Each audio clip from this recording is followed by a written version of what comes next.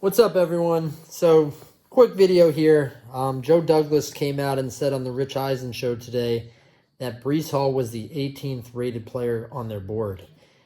So, we got 4 of the top 18 players on our board, collectively, our organization's board this draft. That's phenomenal. The Breece Hall pick was the one pick I didn't like at the time. That was the only pick I was actually against. I was actually pretty upset. It's hard for me to be too upset because of the killing in the first round, but I wasn't a fan of the pick. It's pretty simple why. There's 2 reasons why. There's 3 reasons why. First of all, the running back position is undervalued now. It's not as useful as it used to be. Second of all, they get injured all the time. Saquon Barkley arguably was the best talent in the 2018 NFL draft. I think it was 2018. It was 2018. But he plays running back. It's not as important of a position. And even if it is, you take a beating. He tore his ACL. He's not the same anymore. That position just takes a beating. You're running the ball. You're going to get tackled every time you run the ball unless you score a touchdown or lateral it to a teammate, which is very unlikely to happen. It's just not a position I want to draft highly, ever. I don't ever want to draft a running back with the top two round picks. Ideally, in an ideal world, I want to say that, though. Because as I reevaluated, I realized if he's really high on the board and the next guy's, 33rd or whatever, or there's just a large gap in talent level, maybe going from like an 80 to a 70 or a 90 to an 80, you know what I'm saying? Something like that. Then at that point, it is worth taking advantage of the value there because if it helps Zach Wilson, the quarterback, drafting a really good running back is going to help Zach Wilson. Now, if we didn't have a good offensive line, I would be against this pick. I'd be pissed, just like when we signed Le'Veon Bell. I did not want Le'Veon Bell. You need to build from the trenches, especially when you're talking about running the football. Paying a running back top dollar makes no sense if he's running behind Swiss cheese. I guess a hole, I guess you want to run through a hole, but like a blocking hole. You don't want to run behind an offensive line that can't block. You just don't want to do it. On paper right now, our line may be one of the top 5, top 10 lines in the league. If they all stayed healthy and played to their potential, we're looking at a top 10 line, undoubtedly, in my opinion. Maybe even a top 5 line. Maybe not. I'm not sure. I don't know the other lines in the NFL good enough. But because of that, this pick is pretty awesome. I didn't like it because I like Michael Carter. I don't think we need to spend a high draft pick on another running back. We don't need to. But that doesn't mean that we won't benefit strongly from doing that. As long as the value matches, and hopefully there was a value gap, because otherwise I personally prefer to go with another position. But I'm very excited for Breece Hall, and I love that it looks like he can catch the ball out of the backfield. We're going to have a lot of weapons. This Jets team is going to be a lot of fun to watch. Now, real quick, the last reason why I don't want to draft a running back with a first or second round pick is because I don't want to pay running backs a second contract. I just don't. If it's cheap, great. I'm all for it. That'd be fine.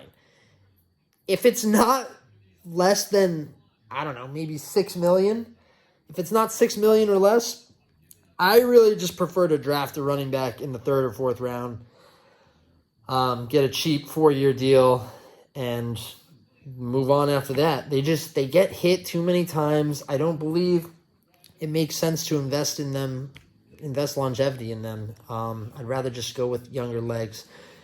Now, after the draft is closed, I am stoked about the whole draft. I've already said that. I do like the Breece Hall pick at this moment.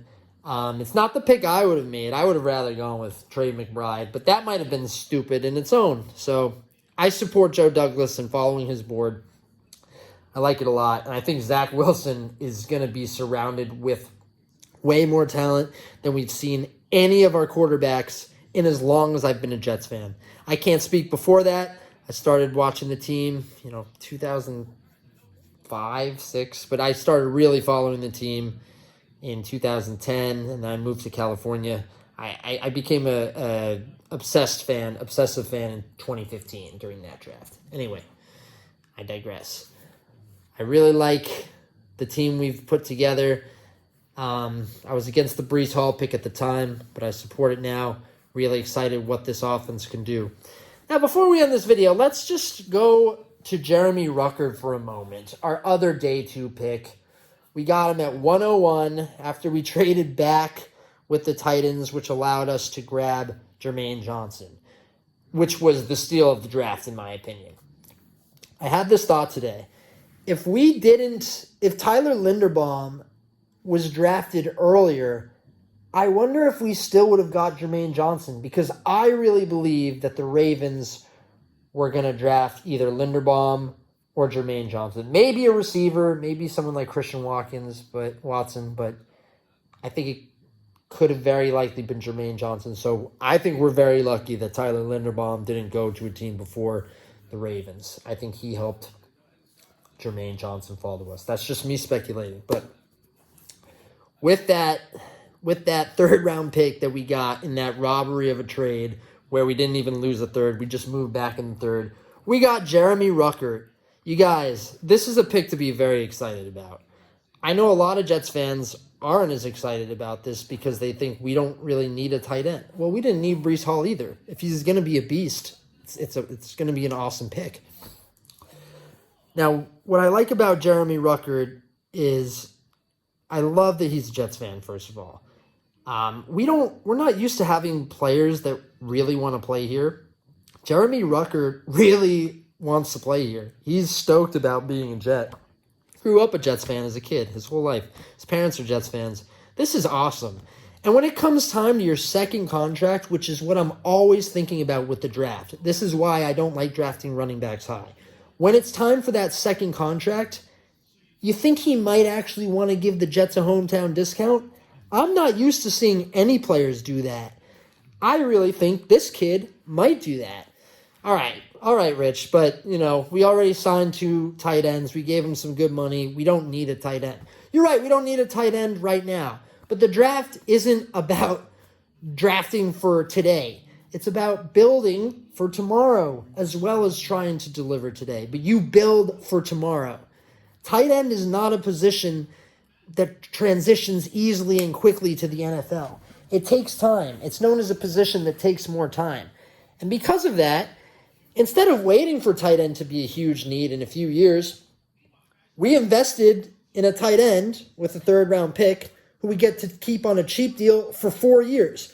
All right, so if we move on from one of our tight end in the next 2-3 seasons, instead of having a glaring hole at tight end with no talent there, we got a guy who's learning the system every day, developing chemistry with Zach Wilson every day, unless he's not, unless he's taking reps from a backup and he doesn't get any reps with Zach Wilson. But he's improving in that system, building chemistry every day. If we lose one of these tight ends in 2 or 3 years, and guess what? We're going to have to pay our players if they perform up to the draft expectations. So if we lose them, if we want to make, save some cap space, well, guess what? We have Ruckert, who's already 2 years in the system at that point.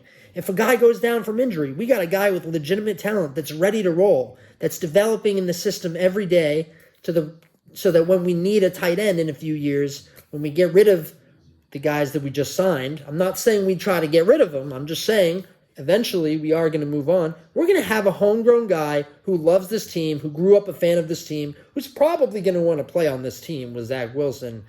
And that's a pretty big deal. That's a pretty great thing to have.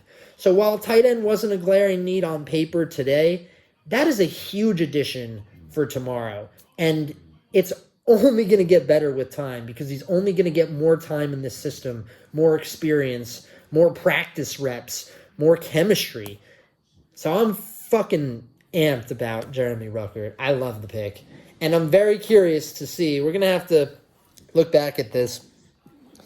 I'm very curious to see if he gets re-signed eventually and what the deal looks like. Could this be one of the players that actually wants to give a hometown discount? I think it might be. Anyway, you guys, those are my thoughts on Breece Hall and Jeremy Ruckert. We absolutely killed this draft. If If you like this video, please consider liking and subscribing. And leave a comment below if you have any questions, complaints, or anything like that. I'd love to engage. Anyway, I'm out. Have a great night. Take care.